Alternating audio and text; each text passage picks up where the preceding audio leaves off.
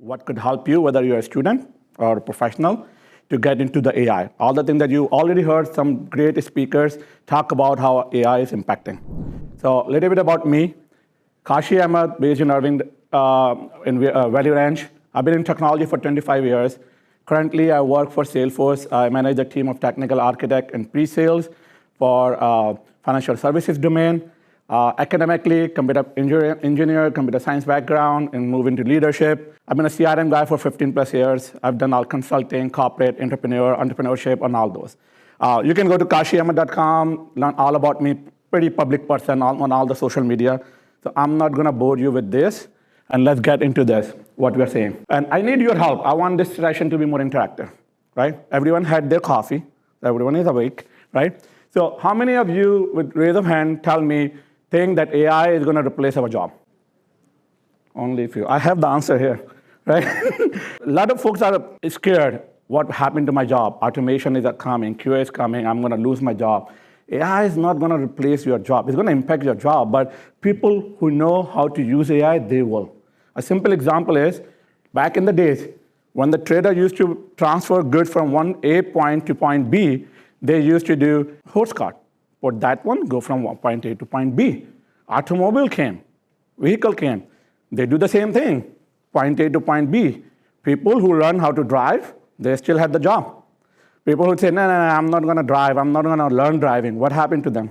There's no horse cart anymore, right? So for me, AI, and also if you guys, some of people think that it's a bubble, like crypto, like NFT and all those. It's not a bubble, guys. It is a lifetime opportunity for all of us. I don't know if we are gonna get, when we are gonna get the next opportunity like that. So you don't wanna miss this opportunity. It's very imperative that we believe AI is actually not the future. It is happening right now. It is impacting all the different industries. You just heard the panel when they were talking about, right? How from ATM, from the manufacturing, from the biomed, everywhere the AI is being used. So from that perspective, use AI as your assistant tool. And how do you use that? How do you, as a student, as a professional, how do you build your career on AI? There are a few things, tidbits I'm gonna give you guys. First of all, have a growth mindset. A learner mindset is very important. And have a continuous learning. Spend some time, consistency over a long period of time is gonna help you in the long run. You will get bored, you will see, oh man, it's not for me, but persevere, dedication. And just on this last week, I was at the leadership offsite in Denver, and one of the guys said a really good statement, motivation versus dedication. So you heard the panel, everybody like Tony Robbins, you're excited, I'm gonna be an AI expert, I'm gonna get this certification, and after a week, you're like, it's been 6 weeks, you have not touched the AI, right? Motivation will get you like only so far, and you will learn for a week or two. Dedication is the thing that will get you out of the bed or go to the computer, spend 10 minutes and learn about it. So be dedicated in your learning and all those. Use as assistant. So I think Mano talked about it. The thing that he did about, he used the AI for the prompting, then used the OpenAI to do the whole page of paper. He practically using it, not just watching YouTube, TikTok, Instagram video, right? So use it, every email. If you're writing Gmail, right now Gmail has that magic icon there. I would say every student, everyone in this room, when you write a Gmail, any email, click on that icon. See what are the options giving. See what you wrote and what it translated to, friendly to professional to scripts and all those. Use those things from there. And also then, whatever you're learning, share it. Whether I don't care what social media you use. Whether professional, I would recommend LinkedIn, right? Share what you're learning, like the thing, share other people posts from that perspective. Because what happened when I hire people, when I hire and I get the resume is the last thing I look at. I go to LinkedIn and Twitter and say what they're sharing, what their profile, what they're passionate about, right? And then volunteer opportunities. I wanna see one of you tomorrow here. They say, oh, volunteer, raise your hand, hey, I can help.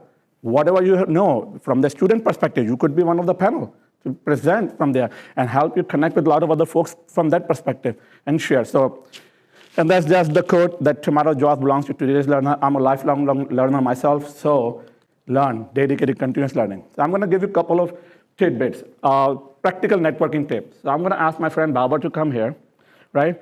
And this is what I learned from one of the guy, in one of the panels. Bob will come on the left side. So look at the panels, right? Whoever you want to connect, whatever you like, right? If you like something Abhi said, go there and say, hey, can I take a selfie with you, right?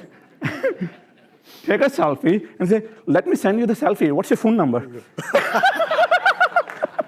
Right? Exchange the number. Or if he's not comfortable with the number, what is your LinkedIn? Let me send you this. Now you got into in his inbox with the phone number, with his WhatsApp, and bug him, and with the picture. So when you ping him, he will see, oh, this is the guy open in this Dallas event that I met, right? So that's the one tip I learned. Now, raise of hand, how many of you have all of these 5 or use all of these 5 GPT tools, Claude, Perplexity, Gemini, DeepSeek, and all? Who use all 5 of them, right? Only probably 15, 20% of this. What I would recommend, explore all of this, all right?